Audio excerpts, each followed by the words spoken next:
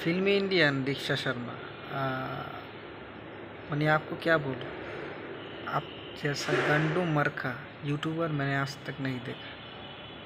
एक कहानी, छोटा सा एक न्यूज़, उसको मैंने एक वीडियो अगर मैं एक्चुअली मैं बंगाली हूँ, पर आपका वीडियो का क्वालिटी मैं क्या बोलूँ, एकदम गंडू मरखा। অরিজিনাল নিউজ কি ওই সম্পর্কে তো আপনি তো কিছু বলেনই নাই, খালি গান্ডু মার্কা। সুরজ কুমার যে আপনাকে রোস্ট করে, এটা একেবারে সঠিক একটা কাজ করে। কারণ आपका ভিডিও মে কোয়ালিটি গেটিং বা আপনার এগুলা কী পরিমাণ যে বিশ্রী, কী পরিমাণ খারাপ। একটা ছোটো নিউজ, জাস্ট একটা সিম্পল নিউজ। ওইটা কি কালকিতে সানি দেব আয় বলো, কালকে শাহরুখ খান আয় বললো।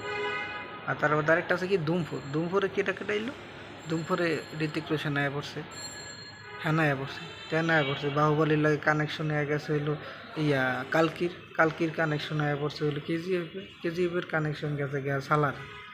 মানে ऐसा थर्ड क्लास यूट्यूबर আমি আমার লাইফে দেখিনি। इसलिए बोलती हूँ दीक्षा शर्मा फिल्मी इंडियन, आप भला हो जाओ भैया, आप भला हो जाओ।